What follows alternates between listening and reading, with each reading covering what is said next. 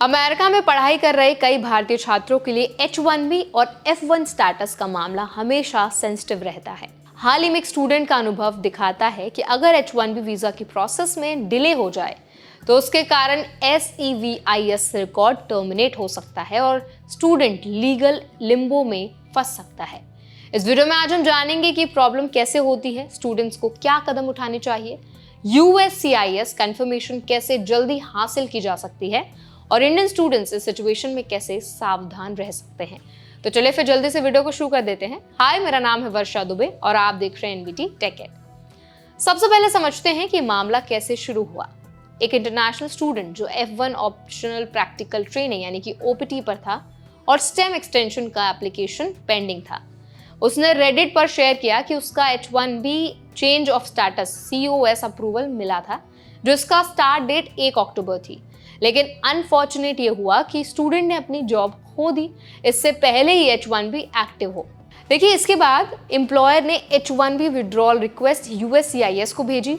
समस्या तब पैदा हुई जब USCIS ने विड्रॉल की ऑफिशियल कंफर्मेशन नहीं भेजी। बिना कंफर्मेशन के 1 अक्टूबर को SEVIS सिस्टम ने H1B को ऑटोमेटिकली एक्टिवेट मान लिया और F1 स्टेटस को टर्मिनेट कर दिया। इसका मतलब यह है कि student technically out of status हो गया, जबकि पूरी तरह से एडमिनिस्ट्रेटिव डिले के कारण हुआ। SEVIS टर्मिनेशन का कारण यही था कि H1B स्टार्ट डेट पर सिस्टम ने ऑटोमेटिक अपडेट कर दिया, लेकिन विड्रॉल कंफर्मेशन नहीं मिला। इस वजह से student F1 record auto completed हो गया और जो स्टेटस था उसका वो लूज हो गया। इमिग्रेशन एक्सपर्ट आदेश नंदल का कहना है कि ये आम गलती है जो USCIS के जो एडमिनिस्ट्रेटिव डिलेज है उसके कारण होती है। अब सवाल ये है कि अफेक्टेड स्टूडेंट्स के पास कौन कौन से ऑप्शंस हैं। सबसे आसान और प्राइमरी ऑप्शन है कि USCIS से फॉर्मल विड्रॉल कंफर्मेशन प्राप्त किया जाए। जैसे ही कंफर्मेशन मिल जाए, स्टूडेंट का DSO यानी कि designated school official SEVIS data fix के लिए रिक्वेस्ट कर सकता है और SEVP स्टूडेंट का F1 स्टेटस रेट्रोएक्टिवली करेक्ट कर देगा। अगर ये पॉसिबल ना हो तो दूसरा ऑप्शन ये है कि स्टूडेंट F1 रीइंस्टेटमेंट पिटिशन फाइल करे अंडर 8 CFR 214.2 F16। रीइंस्टेटमेंट तब ग्रांटेड होता है जब टर्मिनेशन स्टूडेंट की गलती से नहीं हुआ हो और स्टूडेंट F1 रूल्स का पालन कर रहा हो। रीइंस्टेटमेंट के लिए ये प्रूफ देना जरूरी है कि स्टेटस लॉस जो है वो सिर्फ एडमिनिस्ट्रेटिव डिले की वजह से हुआ है। तीसरा और सबसे कॉम्प्लेक्स ऑप्शन है कि स्टूडेंट US छोड़कर वापस F1 वीजा पर आए। इसके लिए DSO से नया I-20 लेना होगा और पोर्ट ऑफ एंट्री पर फिर से एडमिट होना होगा।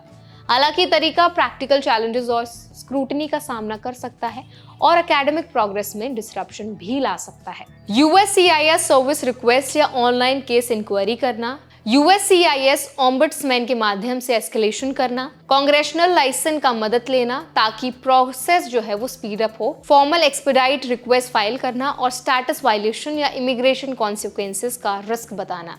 इसी दौरान स्टूडेंट को अपने DSO के साथ क्लोज कोऑर्डिनेशन करना चाहिए ताकि जैसे ही विड्रॉल कंफर्मेशन मिले SEVIS डेटा फिक्स तुरंत सबमिट किया जा सके।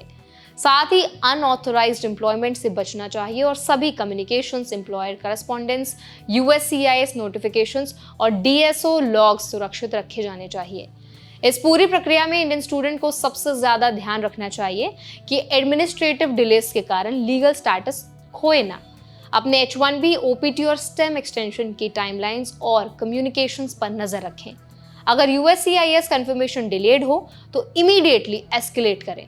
कभी भी अनऑथराइज्ड काम ना करें क्योंकि इससे फ्यूचर वीजा एप्लीकेशंस पर असर पड़ सकता है। इस केस से भी ये सीखने को मिलता है कि एडमिनिस्ट्रेटिव डिलेज स्टूडेंट्स को लीगल अनसर्टेनिटी में डाल सकते हैं, लेकिन सही स्टेप्स और टाइमली एक्शन से ये जल्दी रिजॉल्व किया जा सकता है। SEVIS करेक्शन, F1 रीइंस्टेटमेंट या फिर केयरफुल री एंट्री, ये सभी ऑप्शन स्टूडेंट के पास हैं, लेकिन प्रॉपर लीगल गाइडेंस लेना बहुत जरूरी है। तो आई होप ये वीडियो आपको हेल्पफुल लगा होगा, अच्छा लगा होगा। अगर इस वीडियो से आपको कुछ सीखने को मिला है, आपकी नॉलेज में अगर इजाफा हुआ है तो हमें ज़रूर बताएं कमेंट सेक्शन में। और ऐसे और भी अपडेट्स के लिए, वीडियोज़ के लिए हमारे चैनल NBT टेक एड को ज़रूर सब्सक्राइब करें।